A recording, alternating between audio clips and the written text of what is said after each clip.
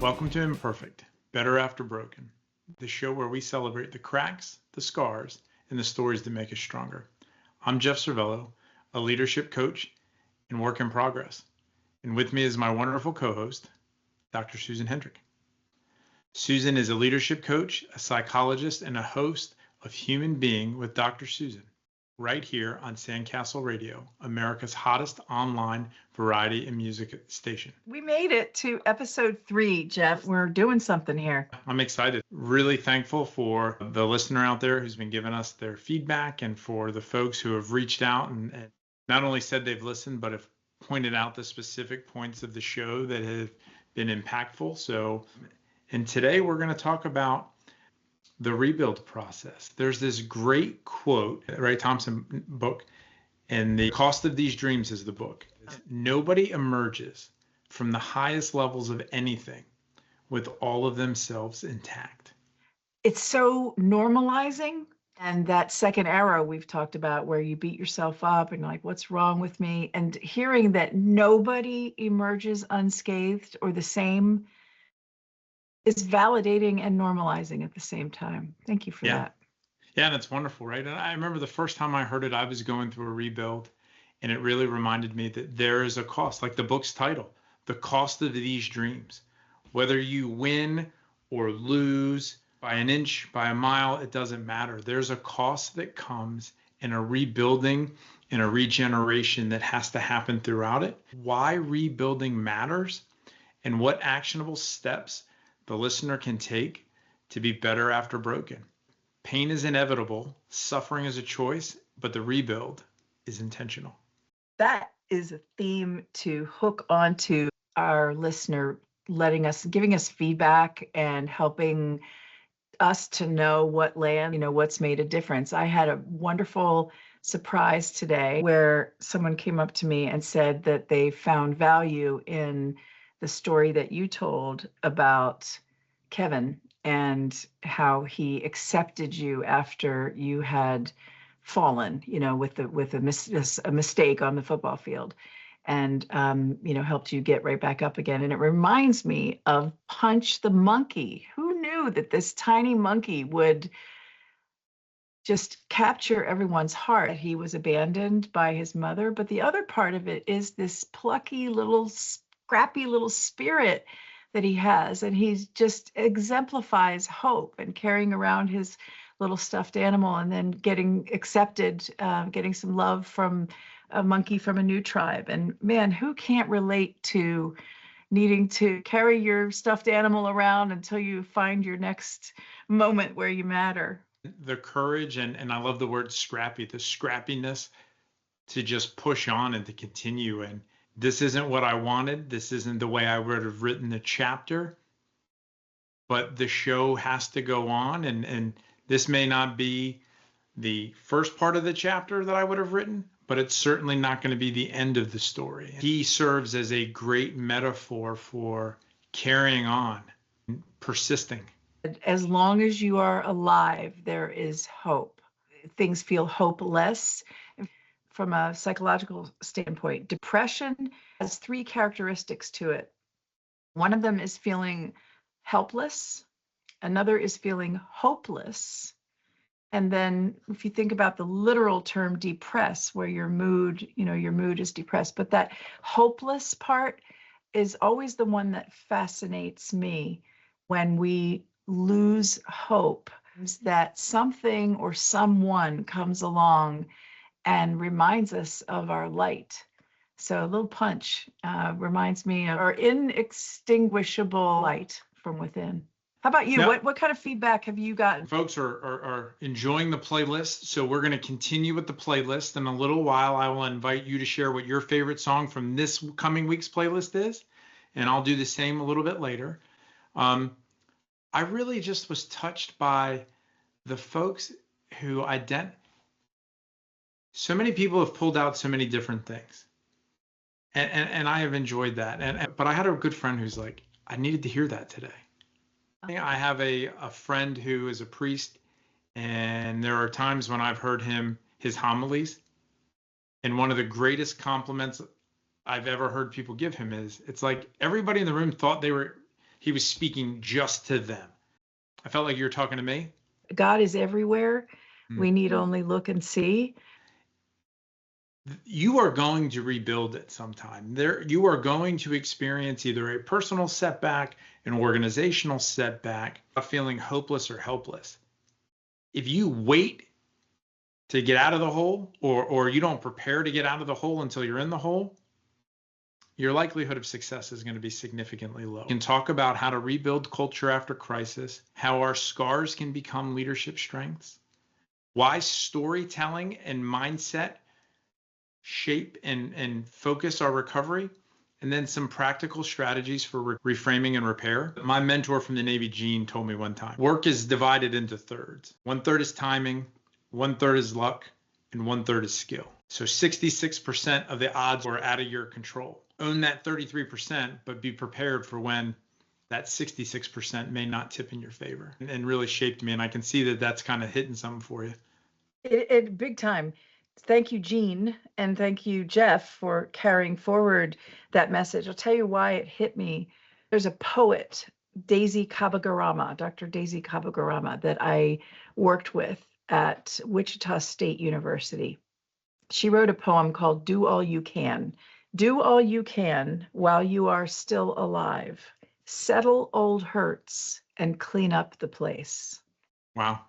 You're going to mess up, and it's part of life. And if 66% of the action is out of our control, why do we perseverate and waste so much time focusing on those things that are out of our control? The sphere of influence. There's three levels to it.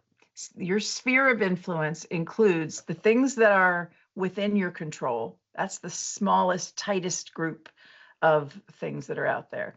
A little bit broader is your sphere of influence or impact, things that you can't control necessarily, but you can bring awareness to, you can encourage someone to do so. So your sphere of influence is the next layer. And then the layer after that, the biggest layer of all, is your sphere of concern. And that's stuff that you don't have control over, but you're going to spend half your day being mad about, complaining about, worrying, wishing, etc. Let go of that stuff that you don't have control over. It's a serenity prayer moment, right? Really isolate the things you do have control over, or the things that you can potentially influence or impact, and stop focusing on things that you can't do anything about. You and I have talked about this many times, and I've shared it with clients before about, okay, what's in your sphere of control? What's in your sphere of influence? What are the things that you can directly shape and impact? And then what are the things that maybe you can only tangentially bump and influence? We get so wrapped around the axle about those other things. You can do everything right and still lose the game. You can do everything right. You can run your business perfectly. Think of the airplane flying a perfect flight pattern, and then there's a bird strike. Pilots had no control over the bird. Now they're adapting, overcoming, and doing everything they can. And it's this idea that, hey, it wasn't my fault. Okay, got it. Worry about that later. Now there's a more immediate problem in recognizing that life, there's externalities that are going to play into things, and you can worry and feel helpless, to your point, but I did everything right. Yeah, you did. But here we are. So you're mad that something happened that's out of your control, and you're going to have the indignant feelings, and that's what's going to cloud up your video, is being mad. A snake bites you, puts its poison in you. Instead of focusing on getting the poison out, you chase that snake all over the forest to track him down, to let him know how upset you are and try to exact revenge. What good? You've got a snake bite right now. Tend to the wound, clean it out, and move on with your life. And don't put yourself in the path of that snake again. Or if you are in the path of that snake again, figure out how to negotiate space so that the two of you don't, wipe each other out. Stuff is going to happen. Some of it's luck. Some of it is good timing. Others of it, the 33% that's within your control. How do you organize your energy so that you are focusing on what you can control and letting go of the rest? I struggle with that. Yeah, I do too, about worrying about the things that are not in my control. Me, I think about driving down the highway. I can control my speed. I can control my position in the lane, can signal, check my mirrors. So I can do all those things regularly and proactively to increase my odds of success. But then I have to watch for the trends. Who's the car that's drifting a lot ahead of me? Who's the person that I'm following on the highway who's the late breaker? And am I giving myself a little bit more room? And I try to make that same adaptation to life. Who are the people that are willing partners? Who are the people who are maybe not so willing, not so kind? What space and adaptation do I make to account for that to increase my likelihood of success? That's how I've been trying to go about it. I could do better with letting go of some of the externalities. I think that's something that is a personal failing that I need to work on and really worry about my own personal sphere of influence.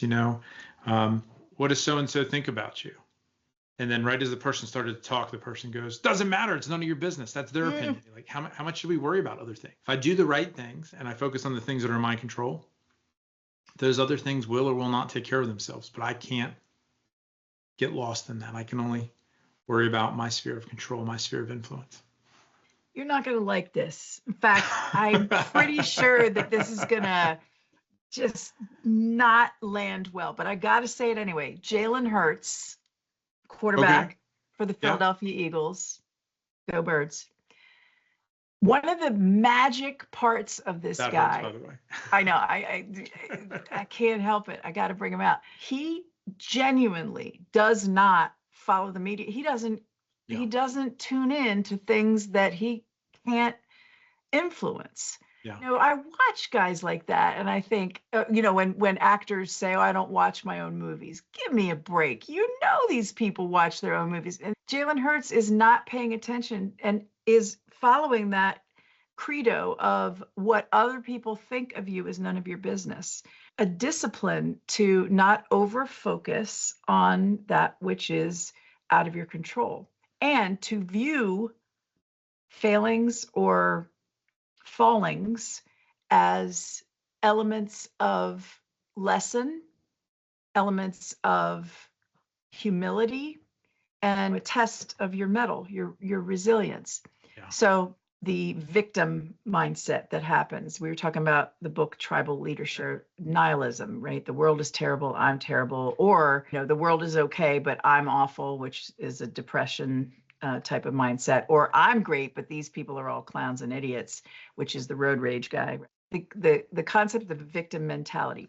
What if you could adopt a mindset instead of why is this happening to me?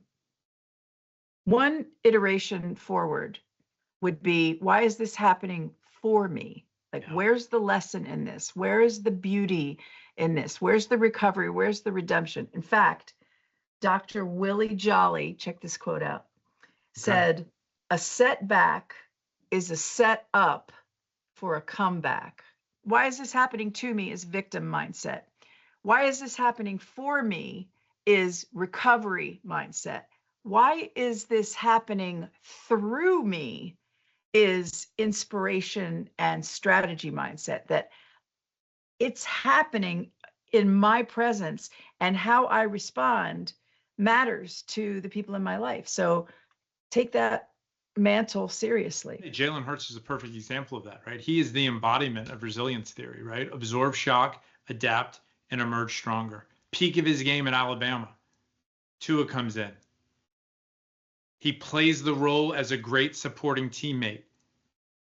He moves on to a different school, but he did well there, and then he comes to Philadelphia and he does phenomenally well there, and he's never anything but the consummate teammate. Not an Eagles fan, but I really have a tremendous amount of respect for Jalen Hurts, because he is, every time that young man is faced with adversity, he is the resilience theory in motion. Absorb the shock, adapt, and emerge stronger. How do I do this? How do I get better? What's my opportunity to grow and be stronger? He walks the stages of coping, learning, and adaptation, and doesn't, I've never once heard him blame anybody. I've never once heard him point the finger. He just, it's an opportunity to do something better and bigger. One of the things Philly is known for, and I'm not ashamed to admit it, is boo birds. The boo birds. The Philly fan. We are demanding. We are demanding, and when we don't like what we see, we will express it. You saw Nemo just now jump into my arms. It is not an accident. You want to talk about resilience. So we have 2 new cats. I did not want to have additional cats, but I'm in love with these little babies. And Nemo was the alpha of the house until, Nemo and Venus, they get along just fine with him as the alpha. And in comes our little Marcus Hooks kitty cats, Amelia and Sophie, and they are not having it. They are alpha times 2 each. And poor little Nemo is kind of getting, he can relate to Punch the Monkey. His resilience is amazing. He finds ways to get time with daddy and, hang out. And he comes up and right at the moment when we're talking about resilience, and Jalen Hurts and how it was University of Oklahoma. There you go. For his senior year. He shows up, and talk about bounce back, a living embodiment, as you said, of coming back stronger, building back better. Susan, question for you. Sure. In a crisis, what tends to break first? The system, the trust, or someone's identity? Cool question. The breakage can happen at any entry point. Trust can fall first. Identity, I think identity is last. I'm going to change my mind. Identity is last. A system can break, and then we get caught up in it and, get wrapped around the axle, and we make meaning of that. You will hear Brene Brown over and again talk about the story I'm making up is, and the power of her saying the story I'm making up is in the fact that she's admitting that this may not be true, but it is having an effect on me, and I am making this interpretation. The system breaks, and I attribute that it's my fault that it broke. It's because I'm not a good husband or wife, or because I'm not a capable employee, or I'm a bad person. We make up these stories to make sense of the things that happen. And my view is it's in the making up of the story, the meaning making or the sense making, where really tough things happen, and identity can sometimes be a casualty of the story we make up. The story we tell ourselves is both the poison and the antidote.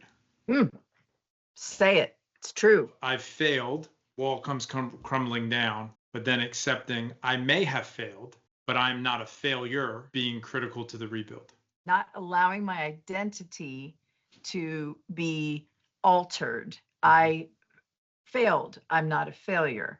I broke the moment. I am not broken. The natural tendency to start allowing your identity to be impacted by moments. Most of the time, breaking is a moment, not a lifetime. And if you can lift yourself in a helicopter out of that moment to recognize that this will pass, you've made it through 100% of the hard days in your life, and you are likely to make it through this one. And if you do it right, you can emerge victorious and better than you were, before you had this terrible thing happen. Peter 5:10 that you shared with me, right? After suffering comes restoration and strengthening. If only we could see that faster. I get chills when I hear that verse. Yeah. The restoration afterwards, the redemption, the comeback story. What if we could, in a moment of failure or desperation or hopelessness, what if we could remember that this could be the first part of the chapter where everything changes for the better, instead of that moment of feeling like a failure. So Thank you for sharing that verse. Hopelessness and helplessness. There is hope. After suffering, there can be restoration and strengthening. There is a light at the end of the tunnel. No, it's not a train coming at you down the tunnel, right? Maybe it is. Get off the tracks though, right? But there's a light. There's something to work for. And then by working towards it, you are now no longer helpless. So you have the hope and the path. Yes. I would love to know how you have found that light at the end of the tunnel in times of darkness, how inspiring stories of redemption are. Good movies, the good books, the good stories have an element of a moment where you don't know that you can come back. The goal isn't to come back, it's to move forward with grace. How have you recovered your esteem? I lean heavily on my faith. I pray for the strength, courage, and the wisdom to endure. And then I ask myself continually, what is God trying to teach me here? What's my opportunity? How can I use this to grow? When my father passed away, it was very traumatic for me. And okay, how do I use this to be a better father? How do I use this to be a better husband? What can I learn from this? Setbacks at work. How do I use this? What do I learn from this? There's two types of companies. There's the companies that do a process evaluation and fix the process so that they can move forward. And then there are the companies that headhunt and find the people who did wrong and assess blame. And I have seen and been a part of both. And I try to avoid assessing blame and focus on the process. So I used to teach folks going to drive ships. And we would run them through a simulator. We used to jokingly refer to it like the scene from Star Trek, where it's like the Kobayashi Maru, like the no-win situation. Yes. And so it was very much a no-win situation based on real-world events. And we would inevitably drive them to fail. And then we would ask them, okay, I'm going to put it in rewind, and you stop me at the point where you would make a different decision. And being able to chance. Yeah, and to really check your thought process, right? And so I think about that in terms of, okay, what can I learn from this? If I could go back and do it differently, what would I do? If I do it again and I'm not operating from a position of being new, but I'm operating from a position of experience, how am I going to use this experience? How is my scar tissue going to change and inform the way I do business going forward? Like I have a really cool scar on my leg from when I tried to jump a car on my bicycle. Super cool scar, bled all over the place. I learned not to try to jump cars to impress young ladies on a bicycle, right? Not a smart decision. So, right? So I have that scar tissue to learn from and to work off of. That's noble cause, fatal flaws, right? Yeah, right. A for effort, D for delivery, right? So not my best moment. Not my best moment. And awful hard to catch a baseball game afterwards with this big gash on my leg. But we all have scar tissue. We all have those things that remind us of, maybe there's a better way to do business. That's how I do it. What can I learn from this? How can I use this? Really leaning on my faith. How about you? I admire your choices to recover. Faith 100% is a default space after I get finished cursing and beating myself up. The sooner I can get to faith, the faster I become comfortable in celebrating my flaws, like displaying them, allowing them to be the news of the day and not recoiling in shame. Shame is an incredibly complex emotion. And I remember being in graduate school and learning that shame has value and it's an important tool that humans need to, we need to have the ability to experience shame because it keeps us from doing heinous things. It keeps us from going, across the chasm that you can't come back from. But we overuse it and we assign blame and shame. And so I feel more confident in moving on from shame quickly. Take the hit and bounce, lick your wounds and then get back out into the jungle, because that's where the good stuff is. And instead of the insular nature of holding on too long to shame, areas or pockets of your life where shame has had residual impacts on you. I loved what you said about your scars, that one glorious scar trying to impress. I think that's sweet. I have a scar, and I'm going to show you right now. I've never talked about this scar publicly. This is a scar I have on my wrist. Can you see it right there? Yep. So I'm in ninth grade. I had never played volleyball before, but I tried out for it for the heck of it. Seemed like a cool sport. And I made the team. And I was had, natural athleticism, but I didn't have the experience or the formal skill set. And during the first game of the season, I made JV. During the first game of the season, coach calls me up and says, "You're in and varsity." And just put me in first game. I'm like, what? I wasn't expecting this. Thankfully, I lived right behind the high school. So I ran home to get my varsity, or, get my uniform and suit up for the game that I didn't think I was going to get to play. And my mom was uncharacteristically not at the house that day. And so I said, "Oh, I'll just knock the little square out of the garage door, and I'll fix it later. I can't miss varsity. My mom and dad, they'll totally understand this, right?" So this idiot, instead of like taking off a shoe or putting a rock through the door, I punched the glass pane of the garage window. Dumbest thing I've ever done. And I got a nice chunk of glass lodged right into my wrist. And so I ran back. I don't know that I've ever seen blood, that much volume of blood before or since, thankfully. But anyway, I ran back to the gym and delusionally thought I was going to be able to play, just wrap it up and be able to play. And I walk into the gym and I've got this giant shard of glass sticking out of my wrist and I'm bleeding everywhere. And so I didn't get to play that day.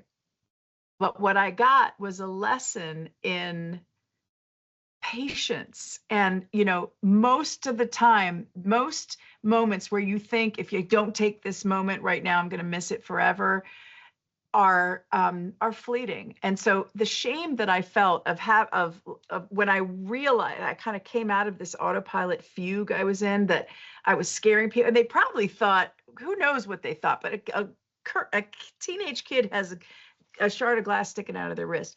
Anyway, I felt really ashamed. I ruined my, I ruined my career as an athlete, and it was over, and I was an idiot, and all this stuff, beating myself up. And thankfully, I healed fast, and I was back at it and playing in a couple weeks.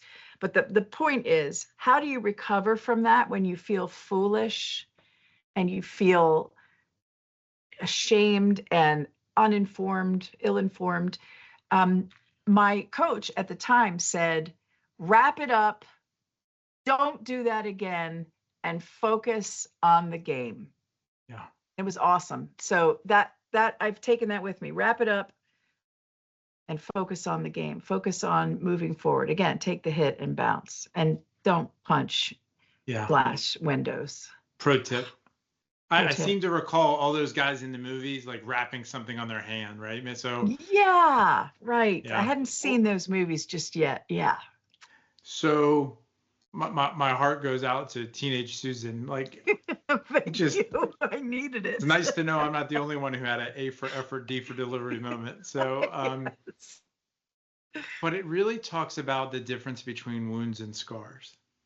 Mm. Like in the moment, you have these wounds, this unprocessed pain, and there is this trauma around whatever happened, whether it's an organizational failure, a personal failure. It seems like there's so much blood, so much carnage, so much, but somehow over time, the wound heals gradually, less and less painful, kind of becomes more and more processed. And then we begin to learn and integrate those experiences. Those experiences then shape how we approach different situations. shape the tenderness with which we approach ourselves and other people. Hopefully the tenderness, hopefully it doesn't harden us to other experiences, but it might. But it really helps us to develop empathy, refine our decision making. And I don't know about you, but I find in that healing process, really having like clarity on my values. What are the things that this is teaching me, and how is that changing how I am really going to interact with folks? Two learnings that shaped me. One of them is the breakfast test. Okay. That the CEO of Charles Schwab, I think Bettinger was his name, or is his name, Walt Bettinger. He does this technique when he's interviewing potential candidates for an important role. He takes them out to breakfast and has the server engineer a mistake in the order. So you're a candidate and you're sitting across from, this big wheel, and you're trying to impress them. So you've prepared your resume, you've got your stories figured out, you have the best references in the world, you are airtight for this, is shoo-in for this job. And all you're doing now is you're going out to, he's already taken me out to breakfast. I definitely got this job, right? And so he's sitting across from you. And the premise is to observe your behavior in a high stakes moment, but in a real world stressful situation. How do you handle it? And so he's watching, and you don't realize this because let's say you ordered strawberry pancakes, and out comes, blueberry waffles. How you respond in that moment matters. Think about this. He intentionally engineered a moment where disappointment, mistake, rework, or failure, a very small scale for the waffle, but very big scale for you in trying to go for this job. So the breakfast test is, how do you respond in that moment? Are you kind? Are you rude? Do you ignore it? What do you do with these moments of disappointment and failure or letdown? So that's one story that comes to mind. And then the other one is the egg, the carrot, and coffee. This story, this little parable is so cool. An egg, a carrot, and coffee beans are set in front of you, and each of them is placed in boiling water. And something completely different happens to each of these three. When it comes to the carrot, it becomes soft.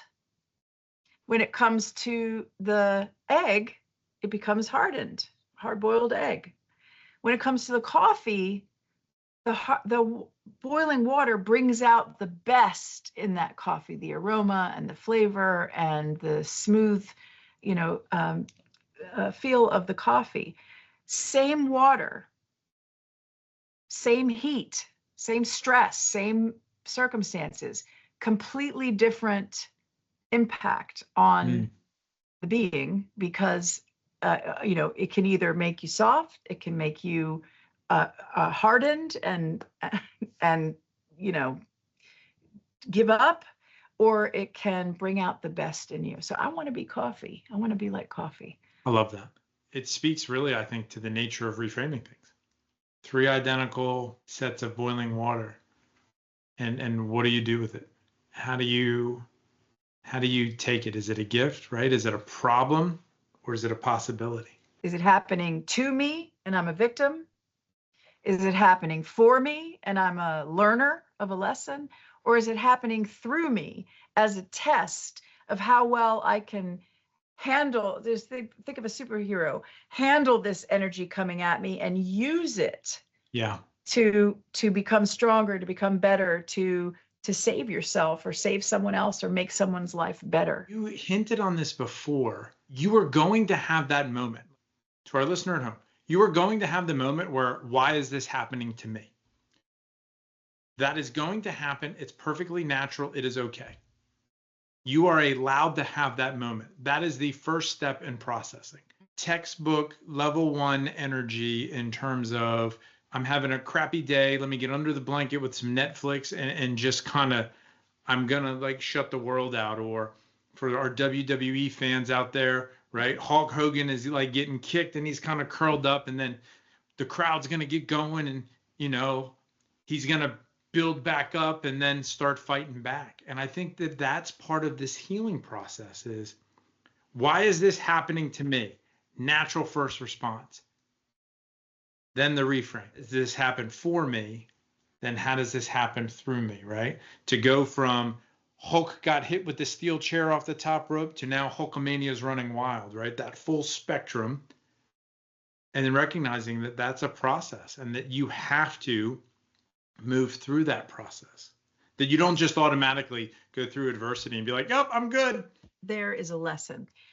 I don't know a lot about Buddhism, but one thing I really appreciate that I've learned as an elementary student is the nature of life is suffering. And much of that comes self-imposed. Yeah. The core of suffering comes from comparison, looking at someone else, what they have or how they respond. But, you know, if you can focus on you. So Hulk Hogan, that's very interesting. You bring him up. Watching the show, The Incredible Hulk, with Bill Bixby, I think. I remember my dad teaching me and my brother a lesson, because he would, you know, the Hulk, the superhero could only come out of this guy's persona when he was activated, when he was going through a stressful circumstance. Rocky, down, comes back. Karate Kid, down, with the crane, you know, the crane. What story of triumph lacks some sort of massive test that would crush most souls? Yeah, I can't think of any off the top of my head. Yeah, so I dig the story that you share, the picture that you conjured of, you know, just when you think it's over, just when you're down, you know, at your last rope, right? The comeback, and everybody loves that comeback story of reinvention. In fact, okay, my aunt, Dr. Judith Lesnow, world-renowned virologist, she taught me the most simple scientific truth that blew my mind, because she said mutation, you know, broken, having a failed signal or a failed genetic element. When mutations happen, that is how we survive. It's the adaptive process of responding to some sort of a environmental trigger by changing fundamentally who we are, like the coffee, and becoming better. We have this expectation of perfection. I have to be flawless. I have to play the perfect game, the perfect podcast, the perfect book, the perfect anything, right? But like we say at the beginning and end of every episode, perfection is a myth. But the shame that comes with recognizing that we are in fact imperfect, the self-imposed shame leads us to this. It's almost like we're shackling ourselves to a fixed mindset. Like, nope, I'm doomed. I'm doomed. I missed the shot. I'm terrible. I'm a horrible person. This thing, right? I failed. I'm a failure. Instead of, okay, what's this teaching us? What can I learn from this? How do I adapt? How do I find the light at the end of the tunnel? How do I start moving towards that light? But it's that self-imposed shame that I think traps us. That second arrow, we really do a number on ourselves. I think a lot about kids coming up today and what they face with filters and Instagram life, you know, of perfection, and my meal is beautiful and my house is perfect and my hair is, you know, all these, the literally the filtered life that we see of others and how much of it isn't even real, and yet somehow we internalize this belief that we have to be perfect. Where does that come from? Where do we get that belief that it's not okay to have a flaw or have a scar? It's a great question. Madison Avenue, and maybe it's because I'm watching Mad Men right now, but I almost think that we live in a curated world right now where we are force-fed this idea of perfection. We're force-fed, when was the last time you saw somebody selling something on TV that had a pimple? Or when was the last time you saw somebody who wasn't flawless selling something on TV? And so there is this perception, this image that, it's got to be like that. I have to have just the right camera angle, right? When we were at dinner the other night, right? The ladies at the table next to us were very, very thrilled that I got the camera angle right for them when I took the picture of their table. Yeah. That was an interesting moment in time. So there's a group of people at a celebration, a few tables down from the three of us having dinner, and you kindly, it was awesome to see you just pop up immediately and say, let me go, let me help you, let me take your picture for you so you all can be in it. And the glee in their voices and on their faces when you knew to take it from the top angle, take the picture from the top. We all want to show up as our best. We all want to look competent and capable and beautiful and worthy. We ascribe so much of our worth to these external elements, when in fact, as Punch the Monkey is showing us, yes, he's adorable and fuzzy and furry and cute and huggable, but it is in his vulnerable state of needing to be enough that we fall in love with him. So yeah, that was a really interesting moment the other night when they were just so thrilled that you knew how to take the picture from just the right angle. So when we are flawed and imperfect, you don't see people with imperfections, or do we? The company I worked at many years made a strategic decision, and it was my favorite moment of working for this company. They made a strategic decision that instead of having photos on their website or in their marketing materials or videos on television of perfect people, they were going to have realistic individuals that were reflective of the communities we serve. And it was so cool. And at first, I'll admit, it was a little jarring, because here I'm seeing now this, instead of this picture of this perfect, perfectly coiffed hair and perfectly, presented skin and face, here's this person with a bit of a couple flaws in their complexion, and their face wasn't, the movie star look.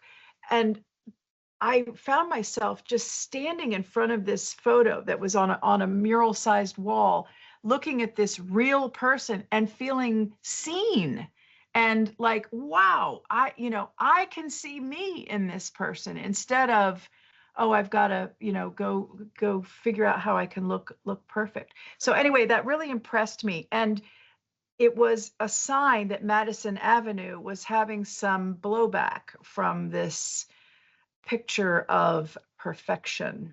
Yeah. And I do see hope coming from that moment. I do too. So Susan, as we start to kind of think about rebuilding strategies and shifting from hopeless and helpless to hopeful and helpful, what are some rebuilding strategies we can offer the listener? Yes. Okay. First thing, perfection is a myth. Embracing the fact that not everything is meant to be perfect. If we can get into that mindset that it's the recovery, it's the repair, it's the coming back after breaking, here's a place to put that. The cracked ones let in the light. Mm. I love that concept. That means Yeah. the quirky, weird, broken, incomplete, misfit toys are perfection in their imperfection. So one is accepting that perfection is a myth, and it is a waste of time to invest energy in seeking or being trapped by the belief that you need to be perfect. I heard a coach say once, perfection is the ultimate living in fear. Ooh. Yeah. Perfectionism is living in wasted fear.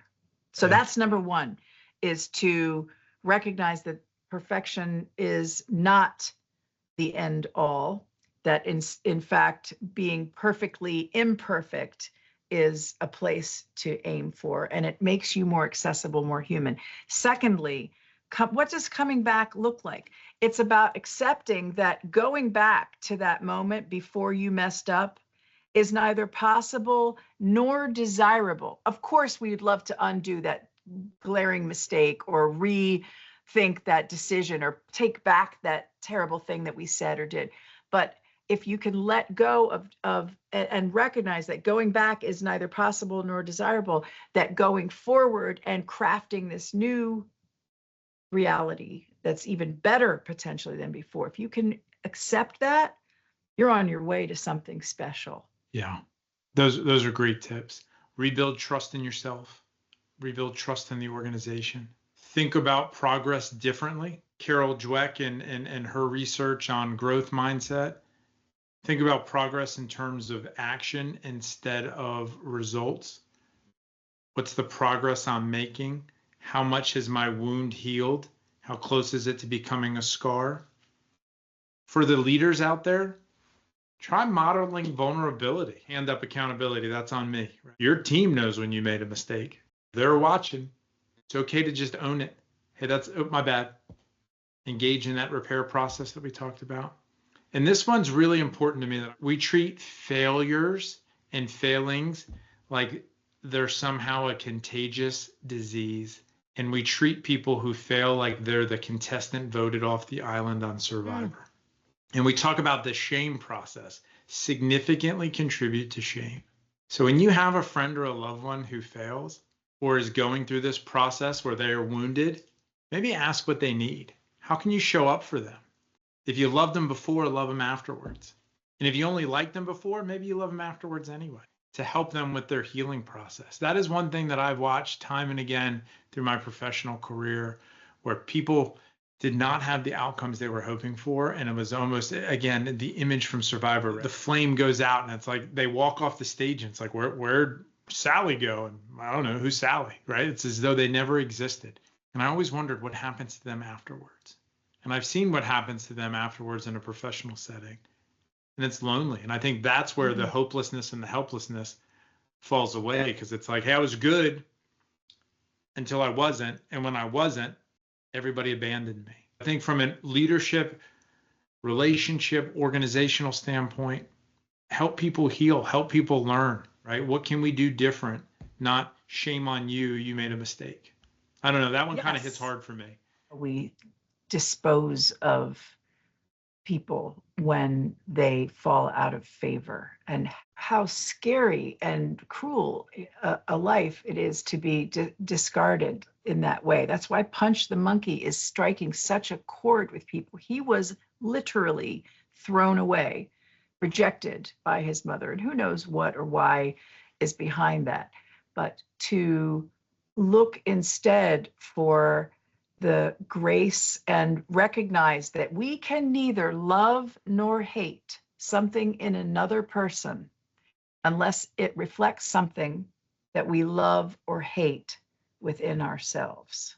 If you want to know where someone's wound is, look at the things they most heartily reject, because that means I have to stay away from that shadow because it brings too much of a focus to a scar or a wound, better yet, a wound that's in me. Find that good. In fact, Romans 8:28, all things can be worked into good. Redemption, hope. That's it. Second chance. So the chapter may not have started the way you wanted, but that doesn't mean that's the way the story has to end. So Susan, we promised the listener at the beginning we were going to share the songs that stood out to us from this week's playlist. What is the song that resonates for you? It might surprise you. Don't worry, be happy. There's all kinds of broken stuff. There's all kinds of reasons to be down on yourself and on the world. Is a reminder that the first person you need to work on repairing abandonment of is yourself. So really love Tub Thumping. I get knocked down, but I get up again. How can you not be happy when you hear that song? How about you? Which one is yours? Take on Me from Aha. In particular, I went with the unplugged version. Touches your soul. 1/3 is you. 1/3 is luck. 1/3 is timing. It's kind of like my dad told me when I got my motorcycle. There's two types of motorcycle riders, those who've crashed and those who are gonna crash. And it's only a matter of time until you go from one to being the other. We're all gonna have to rebuild at some point, all of us. It is okay. It's nice to hear that. When I went through rebuild periods, normalizing it, taking the shame away, being able to make that transition from hopelessness and helplessness to hopefulness and helpfulness was really important. It was critical to the storytelling, being able to tell the story. Yep, it's on me. I did it. Being able to say, here's what I learned, gave me agency and gives all of us agency to take control, take the power back. A punch through the window. Here's what I learned from that. Here's how not to jump a bike over the hood of a car. I still can't believe I did that. So thanks to your dad, two types of motorcycle drivers. We talked about Madison Avenue and the myth of perfection and selling the fact that you're broken and you've got to fix yourself. In sales training, one of the tenets of advertising or sales is that you have to create a deficit mindset.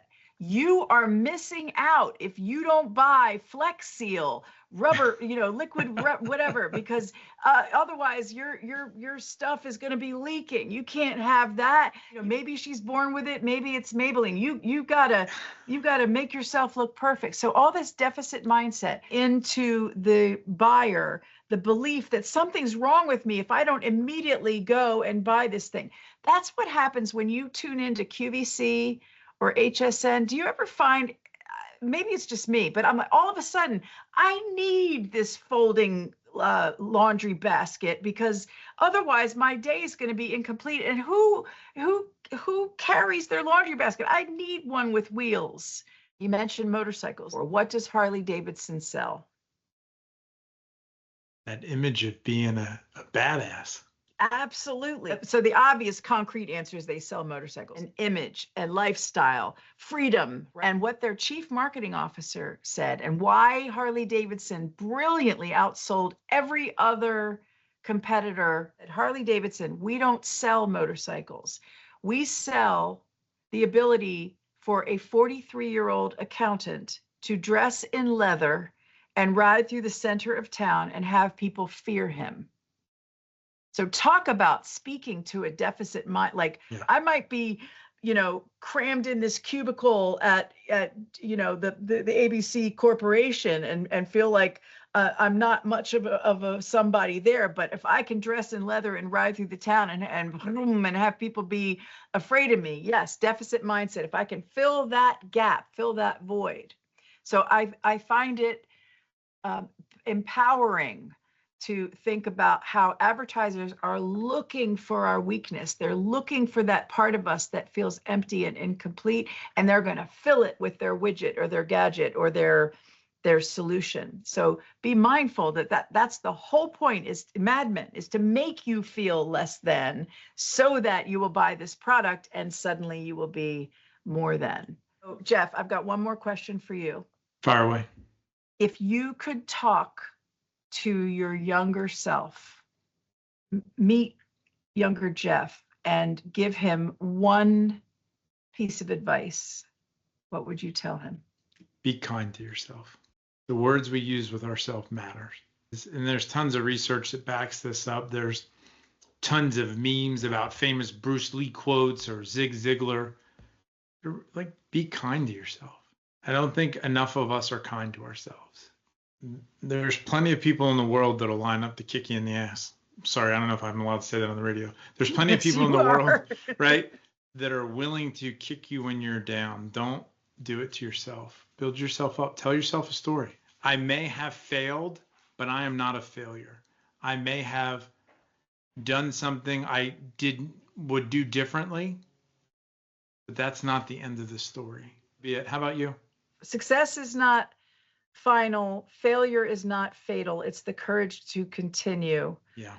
It's the day when I was a new bride. I had just barely gotten out of graduate school, tons of debt in, just starting out, but I'm on top of the world because I'm a superstar and I'm doctor now, right? So, I first job did not work out spectacularly. And I found myself working for $6 an hour at the YMCA, teaching swimming lessons to pollywogs, little toddlers, infants and toddlers. Yeah. And student loan clock is ticking. If I could go back to the shame and the failure and all the hoopla and fanfare of here comes Dr. Well, she's nothing, she's got nothing right now. I would say this is exactly where you need to be, Susan, so that you can have your head on straight and recognize that every step along the way is an opportunity to learn, to grow, to be humble, and to be kind. I'm so glad that happened to me. I would never choose it again, but I'm so grateful that it did because it's made me the person I am. So this week, I want to invite each of our listeners, take a moment and reflect on something. What would you go back? And what's the advice you would give yourself? And how would that advice help shape you into the person you are today? Because every day life's going to present us a choice. We can choose to see problems or we can choose to see possibilities. I encourage you, choose the art of the possible. I love that. And what if right now we're in the middle of a rebuild and we don't even know it? I'm grateful for you and your real talk, sharing those humble and less than perfect moments, because that's so inviting and accessible for all of us to feel normal and validated and like it's okay to not be perfect. So thank you for that, Jeff. You're welcome. Thanks for sharing this time with me. On Imperfect, Better After Broken on Sandcastle Radio, America's hottest online variety and music station, embracing the art of the possible through the forgiveness of the imperfect. Until next time, perfection is a myth. Brokenness isn't the end. It's often the beginning of something extraordinary. Thanks, Susan. Thank you, Jeff. Awesome. Love it. Another one in the books. This is great. All right, I'm going to go play the playlist.